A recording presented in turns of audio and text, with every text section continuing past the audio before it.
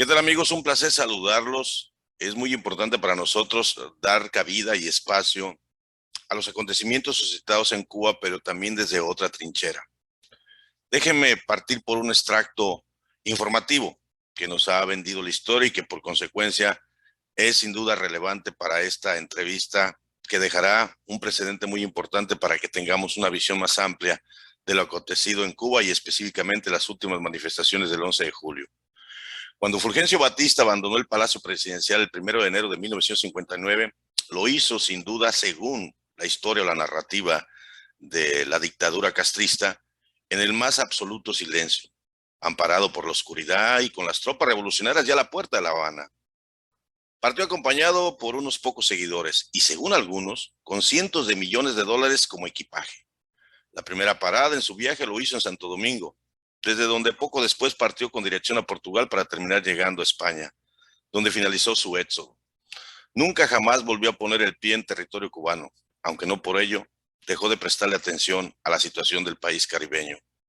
Hoy, señores, en exclusiva, tenemos a Roberto Batista Fernández, que siendo niño, calculo que tendría 9 años, cuando, al igual que su padre, tuvo que abandonar el Palacio Presidencial para darse al exilio, y que desde hoy, desde España, tenemos el privilegio de escuchar su otro punto de vista, ya que este medio le apuesta precisamente a la imparcialidad, a la objetividad, y más allá de lo emocional, le apuntamos a los datos reales y específicos. Hoy Roberto Batista también es autor de un libro que sin duda nos da la otra visión, la visión íntima, ¿no? La cercanía que sostuvo con lo que la narrativa del gobierno castrista llama dictador, pero según la óptica de él y lo que plasma en sus letras, nos deja ver la intimidad, la cercanía y el perfil psicológico de aquel hombre que en su momento transformó a Cuba, y vaya que lo transformó, del 40 al 44, pero sin duda en algún arrebato también de golatría, en algún arrebato de poder, quiso retomar las riendas de Cuba, y sin duda fue uno de los peores errores que pudo haber cometido y que también lo marca el propio Bobby Batista en su libro El Hijo de Batista. Bobby, un placer saludarte desde Chicago hasta España. Qué gusto estar contigo. ¿Cómo estás? El placer es mío. Gracias por la magnífica introducción que has hecho. Solamente corregirte, cuando salí de Cuba no tenía 9 años, tenía 11, pero mi hermano Carlos Manuel, que en paz descanse, que me acompañaba, sí tenía 9 años. Así que estás en la línea correcta. Muy bien. Entonces tenías 11 años, Roberto Batista, o Bobby, como le llaman sus amigos, y a partir de hoy le voy a llamar Bobby. Quiero partir primero por ese momento. Yo creo que desde el escenario, me imagino que por tu edad no alcanzaste a percibir y a concebir el acontecimiento en sí, pero sí me gustaría que me dieses tu impresión como niño. Claro, date cuenta que Carlos Manuel y yo salimos de Cuba un 30 de diciembre del año 58. Para entonces ya mi padre sabía que se tenía que marchar, pero eso es un tema en el que entraremos después. Correcto. Cuando aterrizamos en Nueva York y bajamos, esto es el año 58, era el aeropuerto de Nueva York, otro aeropuerto muy pequeño, nada comparado con el que es hoy en día. Había una turba de personas, una muchedumbre, gritándonos a niños de 9 y de 11 años toda clase de vejaciones, de humillaciones, de improperios. Y claro, a mí todo eso, que no sabía que estaba pasando, igual que a mi hermano, nos pilló de sorpresa. Y más aún cuando acto seguido nos llevan a una habitación donde nos tienen encerrados a los dos solos un tiempo que a mí me pareció eterno, pero bueno, pudo haber sido 1 hora, 2 horas, y de ahí salimos a recoger las maletas. Y una vez que salimos de la sección de equipajes, afuera había otra turba, esta vez no solamente de gente gritándonos improperios, sino de periodistas que entonces, con aquellas cámaras de flashes tan perturbadores, nos asustaron mucho, y nosotros, claro, pues lo antes posible subimos al coche que nos trasladó al hotel, pero en el hotel también nos estaban esperando. Por lo tanto, esa noche, la del 30 de diciembre del 58, se convirtió para mí en la noche más larga, una noche que hasta la fecha de hoy no se ha terminado. Hasta tal punto, libro, hijo de Batista, yo lo quería llamar La noche más larga. Pero bueno, otros asesores, amigos, me dijeron, chico, yo creo que es mejor Hijo de Batista. Y yo convení con ellos que era un título pues más adecuado a la narrativa. Es verdad. Déjame decirte algo, Bobby. En el pasaje que me describes y que yo sé que has tenido bastantes entrevistas, nadie se detiene a preguntarte lo siguiente. Me dices que cuando arribaste siendo niño, 11 años, ya me concretaste la fecha específica o la edad que tenías, fueron confrontados por una turba, ¿no? Entre ellos manifestantes, cuestionándolos con impropedios y todo lo que implica, ¿no?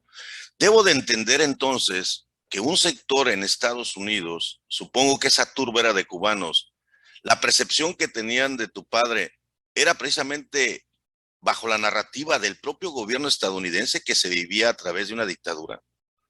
Bueno, ese es un tema muy largo que debemos discutir y hablar de él, pero aquí lo importante es saber que durante el gobierno de mi padre hubo exiliados políticos como los hubo siempre bajo los demás gobiernos de Cuba. No era nada excepcional. Lo que desde luego veía era gente saliendo falsas, ni gente, ni a los padres mandando a los niños en las operaciones Peter Pan y compañía.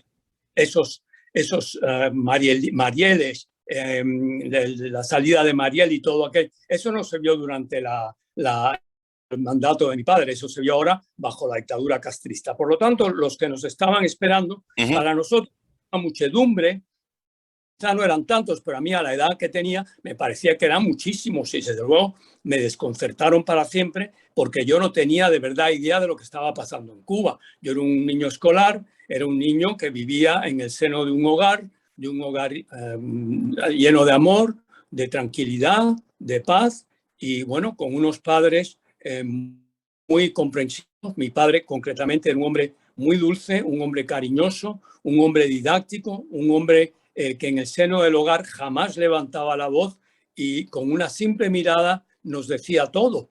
Con lo cual, la figura del padre, la que conoce el público, es muy diferente a la figura de mi padre en la intimidad del hogar. Déjame darle lectura, estimado amigo Bobby, a un artículo que publiqué yo en mi diario, que se llama Waukegan Habla, desde donde te estoy llamando, para ir retomando el tema. Yo describo el acontecimiento suscitado de la siguiente manera en Cuba y me das tu opinión. Dice, el pasado 11 de julio del año 2021, a 26 kilómetros de La Habana, aproximadamente a las 11 de la mañana, un grupo numeroso de personas en San Antonio de los Baños manifestaban sus inconformidades y haciendo uso a través de lo que eran las redes sociales, específicamente Facebook, transmitían en vivo y en directo su movilización. Esto explotó y se extendió, su efecto dominó en otras regiones de Cuba. Y haciendo el mismo ejercicio de transmisión en vivo, convirtieron el hecho en una propagación mundial y más aún por la movilización digital que hicieron los cubanos en Florida. Pareciera que culminaba el diagnóstico del libro de Cuba's Digital Revolution del autor Ted Henken, que el cual definía en su análisis que a medida que el cubano tiene mayor acceso a Internet, mayor es su desafío a las políticas estatales, pero sobre todo a sus limitaciones frente a otros países. Y esas limitaciones al acceso a esta era digital, ningún gobierno pudiese restringir. Entre las frases a coro que se escucharon fueron libertad, abajo el comunismo, abajo la dictadura, patria y vida. Queremos medicina, somos más o ya no tenemos miedo. Bobby, esas expresiones del pueblo cubano el pasado 11 de julio, que replicó en el mundo entero, a ti, primero como cubano, ¿qué te deja ver en tu percepción como cubano? Ahorita te pregunto como hijo de Batista. ¿Qué te describe de ese Cuba? Pues yo te digo, Raúl, lo que yo he vivido durante los últimos 2 o 3 años que estuve escribiendo Hijo de Batista, que estuve investigando acerca de los distintos mandatos de mi padre, pero de otros presidentes, también, claro, de la actualidad cubana, y he llegado a la conclusión de que lo que está pasando en Cuba es gracias a las bien informadas nuevas generaciones que ya al grito de patria y libertad y de patria y vida han dicho no a este régimen sangriento, a un régimen opresor, malévolo y criminal, que durante más de 62 años ha mantenido al pueblo en la oscuridad, en la mentira, la falsedad, y que además se ha dedicado a adoctrinar a muchísimas generaciones. Pero esas generaciones ya no creen en todo esto que le contaron en los colegios. Al contrario, todos se han vuelto en contra de esa falacia. Y todos se han dado a la calle, porque las protestas que hubo en Cuba no fueron solamente en San Antonio, en Artemisa, aquí o allá, fueron por todo el territorio nacional. Es más, yo creo que en este momento estamos asistiendo a una crisis dentro del ejército cubano. ¿Cuán profunda es? No lo sé, pero espero que sea lo sumamente profunda para que el día de mañana, unidos a ese gran pueblo cubano que es el mío, aunque yo esté fuera, estoy dentro de Cuba, quiero defenderlo, quiero justicia, quiero dignidad y quiero libertad y vida para siempre para ese gran pueblo que es el mío. Déjame entonces preguntarte precisamente en este cuestionamiento, un subcuestionamiento. Muy bien. Si la razón, estimado Bobby, en este momento es la persecución a los cubanos, las carencias de los cubanos, el coartar su libertad de expresión, déjame remontarme entonces a finales de los 50 y decirte que ese mismo argumento utilizaron los entonces revolucionarios, Fidel Castro, su hermano, y ya acompañado por el Cheo, Camilo Cienfuegos y un grupo más de individuos que no eran lo suficiente para poder, si tú quieres, derrumbar un régimen si no hubiesen tenido la ayuda de alguien más. Al punto al que voy es esto. No son los mismos argumentos que ellos en su momento utilizaron para llegar a derrocar al gobierno del entonces presidente Batista, que en la narrativa el dictador Batista a finales de los 50, dictadura, represión, persecución, ¿no son los mismos argumentos que hoy se repiten, pero ahora en el escenario de la nueva dictadura de los Castro? Mira, no hay comparación alguna. Lo que pasó en los años 50 en Cuba, primero pasó bajo un régimen que primero tuvo 2 años de vida, acto seguido, mi padre desde el año 55 al año 58 fue presidente constitucional, se quiere admitir o no, pero lo fue, y lo que había en la calle eran actos terroristas causados no solamente por la turba fidelista, sino por otras organizaciones. ¿Pero qué hizo el gobierno? El gobierno tenía que defender a la sociedad civil y por eso hacía lo que podía para darle paz a la sociedad. Pero he aquí que quizá en algunos momentos habrá la policía quizá extralimitado en sus funciones, comprendido y admitido. Pero eso no quiere decir que Cuba haya sido sometida a lo que está sometiendo, a lo que ha sido sometida a lo largo de los últimos 62 años. Y fíjate lo importante que es decir, que no se pierde esperanza, que ese pueblo se ha levantado, está en pie y está en pie con sus manos y sus brazos, porque no tienen armas, pero con esos brazos y con esas armas y con esas manos van a lograr que Cuba sea libre para siempre. Patria y vida, patria y vida. No nos cansaremos de repetirlo. Es más, otra frase que me gusta mucho de este nuevo movimiento, el movimiento SOS, es no tenemos miedo, no hay miedo, se acabó el miedo, todos a la calle. Y aquí en Madrid nos hemos manifestado y nos seguiremos manifestando. Bobby, este escenario de manifestaciones que vivió Cuba en los últimos días, a partir del 11 de julio, y que precisamente, déjame confirmarte algo, la primera transmisión que se hizo, según los datos que se han especificado, que se han divulgado en diferentes medios, que fue en San Antonio de los Baños, el mismo gobierno limitó el acceso a internet después de 50 minutos porque en la misma transmisión se ve ahí cuando se corta ya el acceso. Es una restricción más a la libertad. Pero voy a remontarme un poquito a los 90, Bobby, y sé que tú tienes mucha información que nos puedes dar. Vamos, tu opinión como cubano, ¿no? Nos vamos a olvidar un poquito ahorita, por algunos cuestionamientos vamos a olvidar de que eres hijo de Batista, vamos a reforzar el concepto cubano. Pero en los 90, cuando se desintegra la URSS, mi estimado Bobby, estas manifestaciones dieron cabida, sin duda a lo largo y ancho del territorio cubano. No fueron tan mediáticas como son el día de hoy, porque a través de las nuevas tecnologías digitales nos permite llegar a lo que pasa en cualquier rincón del mundo al momento y al instante, ¿no?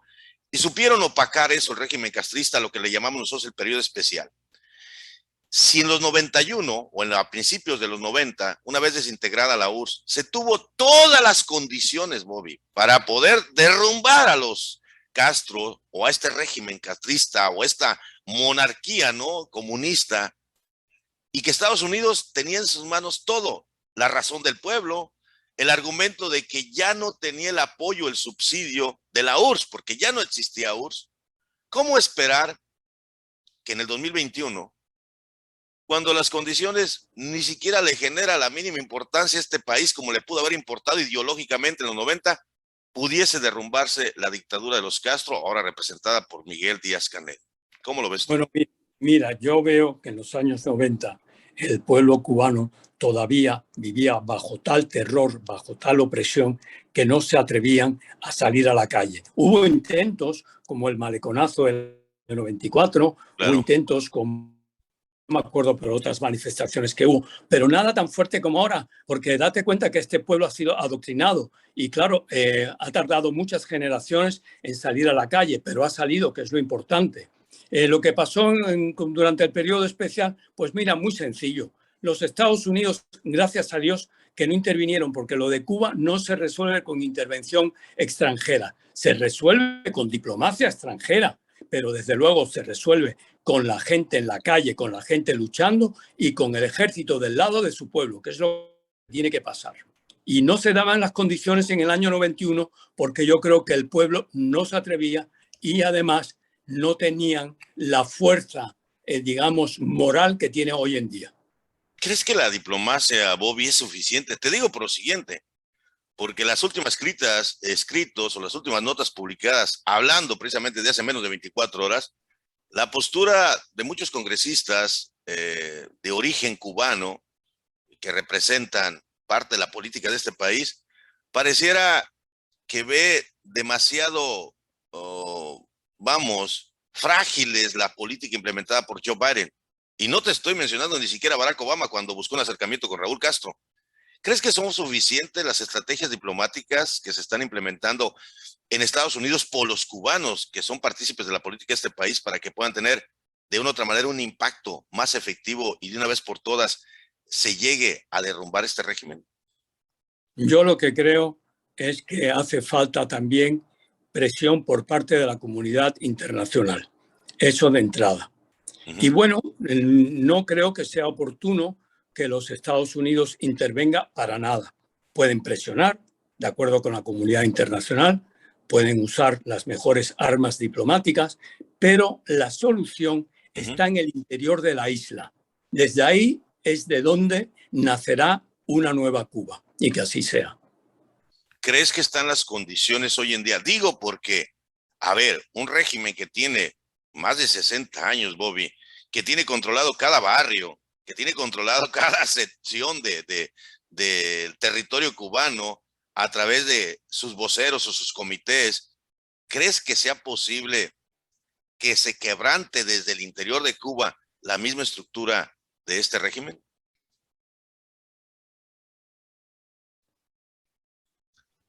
Y hay que estar muy atentos a lo que va a pasar en las próximas semanas en Cuba. Primero tenemos como 5 generales que ya han fallecido en menos de 15 días. Por otro lado tenemos a otro coronel, creo que también ha fallecido. No sé si hay otros enfermos por ahí también de estado dudoso. Por lo tanto, la historia de Cuba se está escribiendo en este momento con nuevas palabras y la más importante es esperanza. Bien. Vamos a ver, creo que hay un poquito de ahí la conexión. Oh, ya todo. Se nos perdía poquito la conexión, Bobby. Yo no te he perdido, yo no te he perdido. Ahora sí, excelente. Vuelvo entonces a plantear este cuestionamiento. ¿Consideras tú entonces desde tu óptica, según lo que percibo y escucho, que la solución de Cuba parte desde el interior de Cuba? ¿Qué papel entonces pueden jugar todas las personas que por presión del gobierno o por razones de que no eran satisfactorios vivir en Cuba tuvieron que salir al extranjero? ¿Crees que jueguen un papel determinante?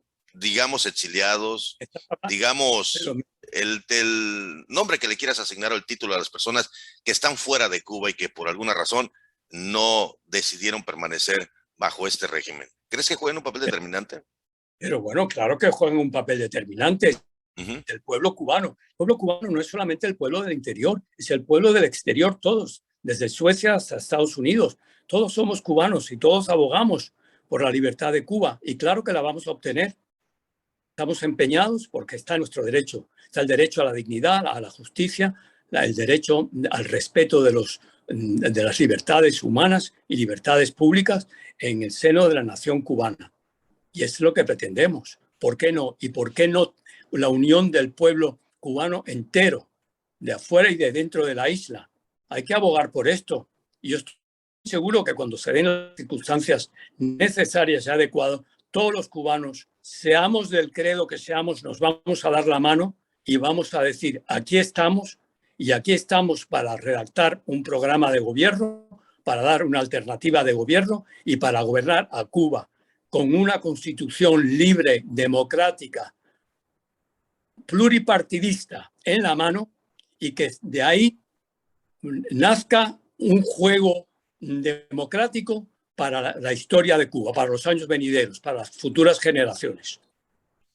Bobby, ¿qué le dirías a la gente, específicamente a políticos, que aún se siguen definiendo como marxistas, leninistas, y ven en la Revolución Cubana una inspiración ideológica? Y eso da cabida a que a gobiernos, es más, el último gobierno, Bobby, me daría pena dejarlo de mencionar, pero es una vergüenza lo que pasa en Perú, ¿no? Con Pedro Castillo, ¿no? Que dentro de sus bases y del líder del partido que le dio cabida que llegase a la presidencia, pues en su línea ideológica no hay otra cosa sino la inspiración de una revolución cubana. Situaciones como ella se repitió también en Bolivia con Evo Morales, escenarios como los Kirchner, ¿no? En Argentina. Y hoy en México pareciera que la revolución cubana de aquel 1959 sigue inspirando al hoy presidente de México, López Obrador. ¿Qué le dirías tú a esa gente que todavía ve en Cuba y que justifican como argumento que esas manifestaciones no es otra cosa más que la consecuencia de un bloqueo económico, que sinceramente no es bloqueo económico, sin embargo, pero que siguen inspirando su lucha en la Revolución Cubana? ¿Qué les dice el hijo de Batista a esa gente? Bueno, pues el hijo de Batista primero recomienda que se lea mi libro, Hijo de Batista, porque ahí van a encontrar la explicación del origen de muchas de las cosas que están pasando hoy en día. Y a los marxistas-leninistas les digo desde ahora que por favor se bajen de ese carro, que se bajen de su falacia, que se bajen de su mentira, porque ahí donde entra el comunismo, entra el desastre, entra la miseria, entra la pobreza, entra la división familiar, entra la desunión. Por lo tanto, aquí hay que hacer una llamada clara, pero serena, a la unión entre todos los cubanos de la isla y desde fuera. Y yo creo que llegado el momento se conseguirá.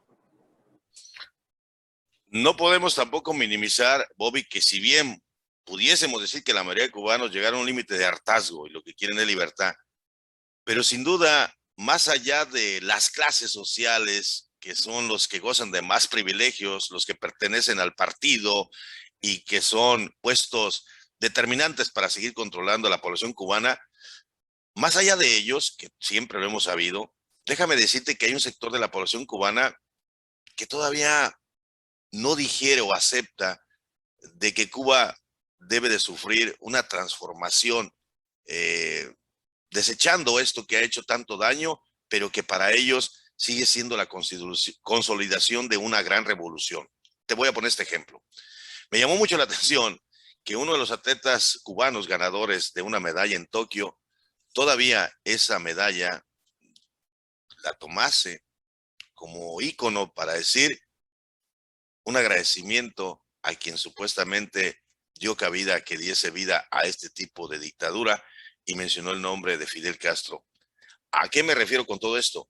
A que hay un sector también de cubanos que no digieren y que todavía salen a las calles y se manifiestan en contra de los manifestantes que se manifestaron en contra del régimen. ¿Qué opinas de ese segmento de la población? Mira, primero, lo de este atleta cubano, pues no es tan significativo como parece, porque todos ellos vienen muy aupados y muy adoctrinados por el régimen. Pero dicho esto, no sabemos lo que hay detrás de cada atleta cubano, porque puede haber represiones contra la familia, puede haber actos de repudio contra ellos, puede causarle incluso la prisión, el hambre y el estar pues maldecidos por toda una sociedad. Esos atletas tienen que tener mucho cuidado en lo que hacen. No pueden lanzarse así alegremente a decir, Fidel, esto y lo otro. No, tienen que tener mucho cuidado porque si no, dan con sus huesos en la cárcel. Y vete tú a saber si su familia también. Por lo tanto, esto hay que pasarlo un poco como consecuencia de un Estado opresor, de un Estado totalitario, cuyo único fin es el pensamiento único y la continuidad del adoctrinamiento falso, espurio y criminal. Todo eso con un pueblo y ya más de 62 años. Lo siento mucho por este atleta y lo siento mucho por los que en Cuba siguen de alguna manera creyendo en esa falacia. Pero también es verdad que nosotros abogamos por una democracia, por un régimen de libertades y, desde luego, para salir adelante con una Cuba futura donde se respete todas las creencias, entre las cuales también puede haber un partido comunista, eso sí, siempre y cuando respete a la constitución nueva que habrá en nuestro país. A veces yo me pregunto y dije, voy a esperar esta entrevista con Bobby para hacer una pregunta que si quieres la contestas o no la contestas, pero me genera esa incertidumbre. Bobby, hoy estamos criticando un régimen de más de 60 años. Y yo me pregunto, ¿quién dio cabida? ¿Quién fue el causal? ¿No fue precisamente tu padre que tuvo en sus manos en el 53, después de aquel ataque a la Moncada, aquellos revolucionarios que quisieron dar un golpe de Estado y que en su momento fue liberado, creo que poco menos de 2 años? Y esto dio origen, cuando en realidad debería haber estado en prisión Fidel Castro, ¿no fue el causal precisamente de que se instalara esta dictadura? Si estás hablando de mi padre, te digo que no. Te voy a decir por qué. Dígame. Mi padre tiene que dejar Cuba forzado por las circunstancias, no huyó. Y te voy a contar los motivos. Primero, el gobierno americano le negó las armas que el gobierno cubano ya había pagado para poder batallar contra la guerrilla. En segundo lugar, vino el tema del desmoronamiento consecuente del ejército. Pero ese ejército también ya venía muy podrido, porque había muchas traiciones que mediante dinero se pasaban al bando fidelista. Eso por otro lado. Y en tercer lugar está el tema de la sociedad civil. La sociedad civil, como consecuencia de la publicidad tan nefasta que se hizo hacia el gobierno de mi padre, encabezada, desde luego, esa publicidad. Y mira que yo respeto al New York Times, pero en ese momento estuvieron completamente equivocados porque llevaron el artículo, la entrevista que le hizo Herbert Matthews a Fidel Castro en la Sierra Maestra y lo dejaron ver como si fuese un libertador, que no había que libertar nada de nada. En Cuba se respetaba mucho más de lo que se respeta hoy en día. Pero bueno, quitando estos temas de la venta de armas, nada, del tema del desmoronamiento del ejército, de la sociedad civil y además de lo que voy a decir ahora, mi padre no huyó, te voy a decir, mi padre se vio forzado a ir, porque en último término no solamente estaba en juego su vida, sino la vida de toda su familia y de muchos de gente que estaba a su lado. Así que no le quedó más remedio ya en el último momento que salir del país. Y aguantó mucho hasta el final, porque él tenía que haber sido antes. Pero mi padre, aunque esto no se sabe, era un gran patriota y quería Cuba por encima de todo y quería defenderla de lo que venía, porque él bien que lo dijo, que esto se venía encima. Pero entonces, Bobby, yo me pregunto, si Estados Unidos le negó la ayuda o el apoyo militar para poder confrontar a estos focos rojos de revolucionarios, quiere decir que Estados Unidos tomó partida, ¿no? Y si tú quieres, claro. Y si tú quieres, voy a reforzar lo que tú dices del artículo publicado por el columnista del New York Times y la entrevista que le hizo a Fidel Castro. Entonces Estados Unidos daba cabida a que se restableciera el gobierno liderado por estos revolucionarios. Dicho de otra manera, pareciera que cambió la preferencia. Pero tú no estás de acuerdo conmigo en que uno de los fallos más grandes que ha tenido la diplomacia americana ha sido el tema de Cuba. Totalmente de acuerdo. No, claro, eso lo sabemos. Entonces, ha sido un error, pero un error garrafal, un error imperdonable. Además, tú fíjate los dolores de cabeza. A pesar de lo que mi padre advirtió, dijo, esto viene un comunismo, la sociedad cubana se va a ensangrentar, va a haber rojo por un lado, por la sangre que ha de derramarse, y negro por el luto que va a enseñorearse de la nación. Y esto lo dijo concretamente el 1 de enero del 59 a su llegada a la República Dominicana. Pero eso que dijo entonces ya lo venía diciendo él con anterioridad, entre otras cosas porque a las guerrillas de la Sierra Maestra se le había confiscado material procomunista. Así que a mi padre no le... A ver, Bobby, este pasaje de la historia imagino que lo sabes mucho mejor que cualquiera de nosotros. Bobby, ¿por qué demonios tu padre permitió en amnistía liberar a Fidel Castro a menos de 2 años? No entiendo. A ver, explícame esa razón. ¿La presión internacional o qué pasó? No, creo que tu pregunta es muy justa y creo que es muy buena y la voy a contestar. Mira, en mi opinión, y repito, en mi opinión, mi padre tuvo 2 errores imperdonables. Sí. El primero de ellos fue el golpe de Estado del 10 de marzo del 52, Totalmente. que desde luego trajo malas consecuencias, ya eso lo sabemos. Pero el gran error que cometió después fue dejar a Fidel Castro en libertad, cuando se había condenado por un tribunal, como es lógico, con toda justicia, a 15 años de cárcel. Pero mi padre, que era un hombre clemente, que era un hombre que tenía un deseo de hacerse querer por el pueblo, que era un hombre que además tenía cierta visión, le falló en este caso, pero pensó que oyendo a ciertas voces de la sociedad religiosa en Cuba y a ciertas voces de la sociedad civil, pues traería paz a la conciencia nacional, dejando a Fidel Castro en libertad.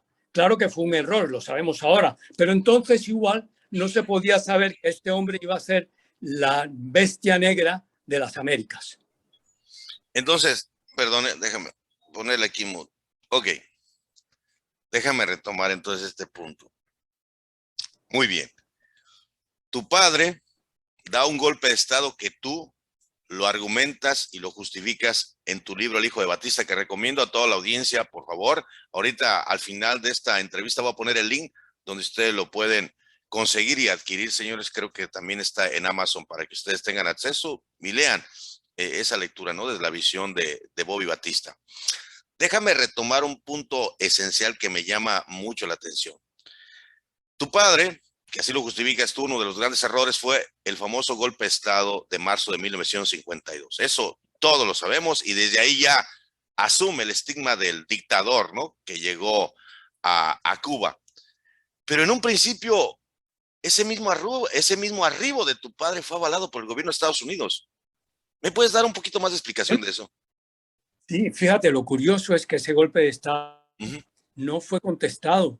Los primeros días, La Habana era una ciudad que parecía que no había pasado nada, estaba tranquila, nadie hizo, digamos, manifestaciones, pero poco a poco la oposición, encarnada sobre todo en los partidos auténticos y ortodoxos, se opuso a la política de mi padre. Y eso que mi padre era digamos, después del golpe de Estado, lo primero que hizo fue convocar elecciones. Dijo, aquí hay elecciones el próximo año.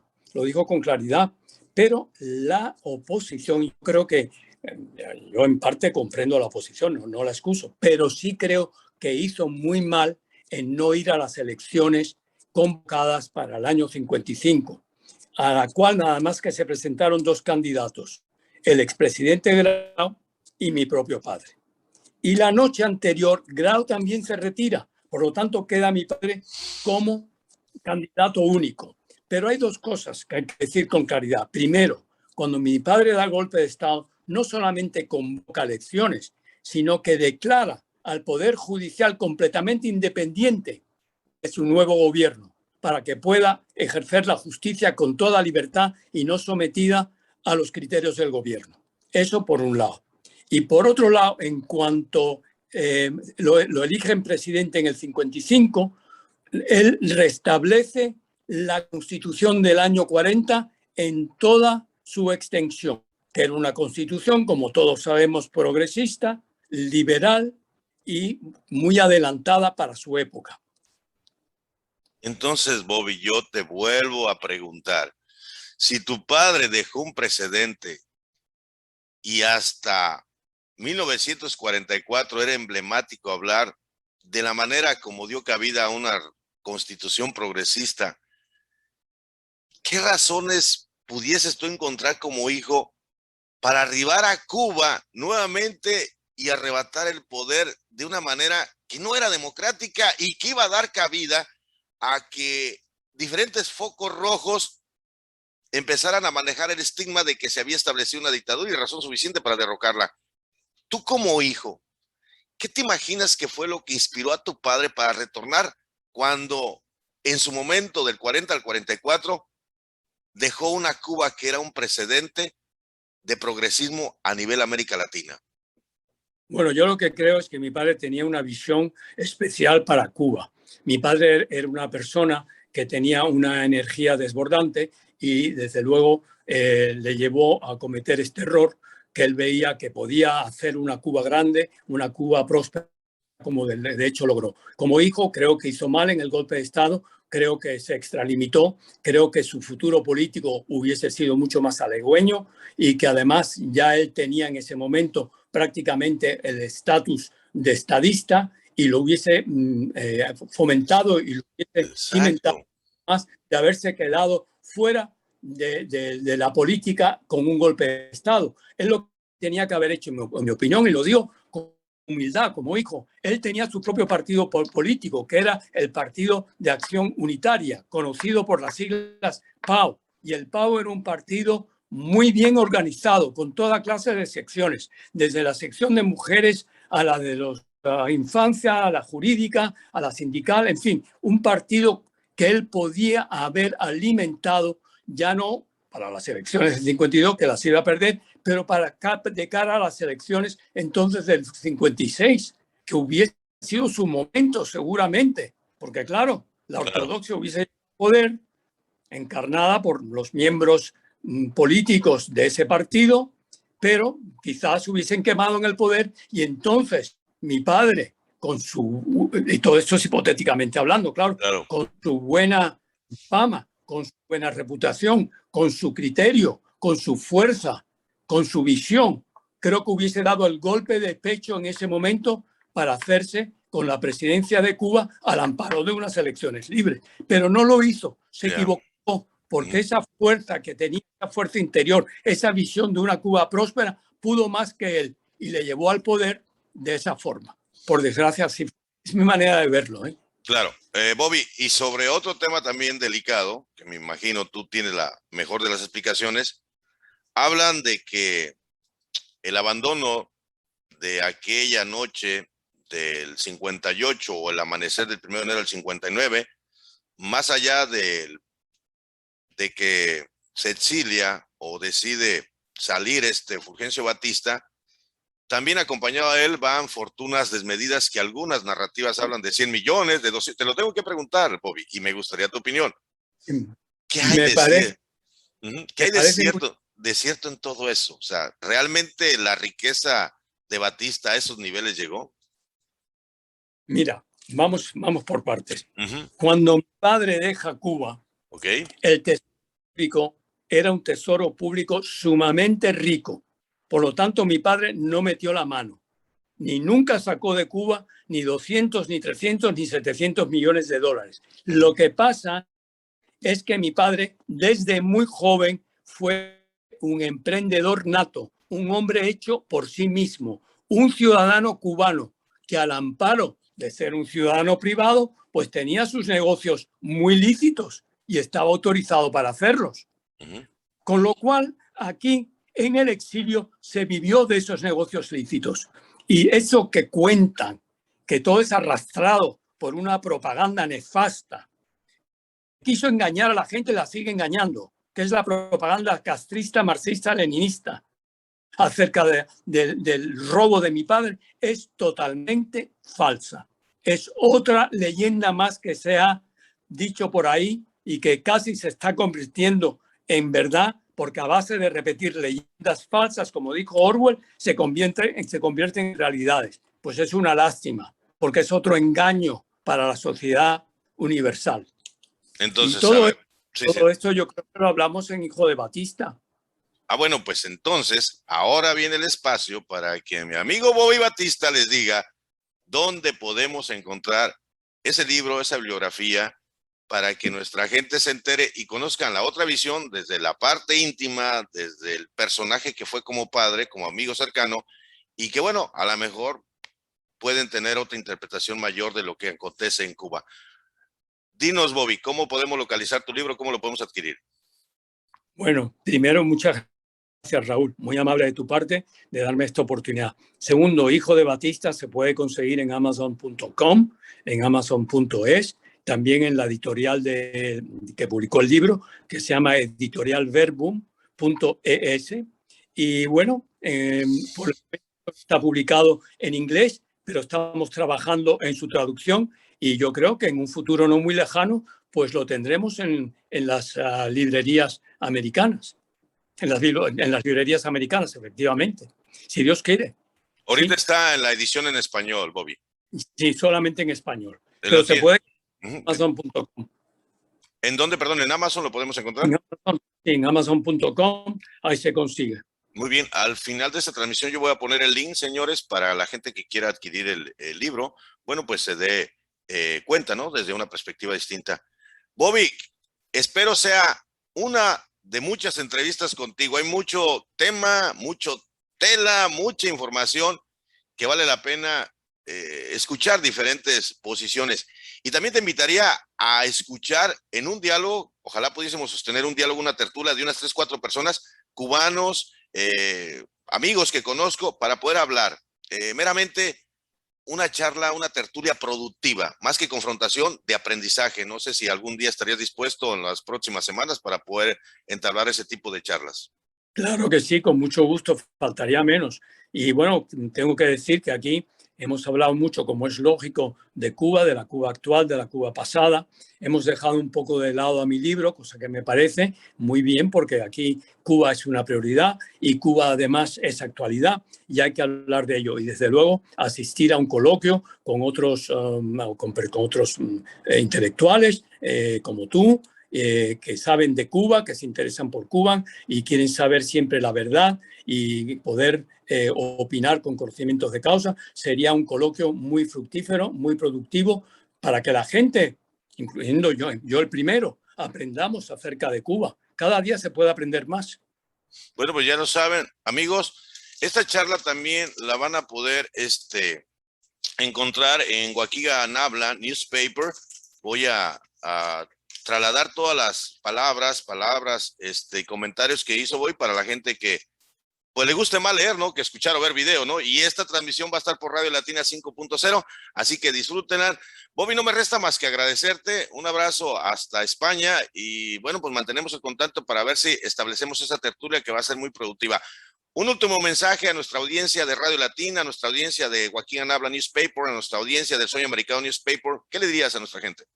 Les diría que primero muchas gracias por pasar este rato oyéndonos a ti y a mí para que estén enterados de la realidad, de la verdad histórica cubana y no de las falsedades que se han dicho hasta ahora. Quiero agradecer a todos los oyentes por el tiempo que nos han dedicado y por el interés que seguramente han prestado a mis palabras, que son palabras que nacen de la honestidad, son palabras que nacen de la intimidad familiar y que nacen basadas siempre en hechos históricos probados, no de cuentos.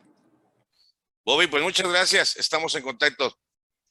Gracias a ti y muy buenas, Raúl. Muchas cosas buenas para todos por Chicago y por los alrededores. Hasta luego, Bobby.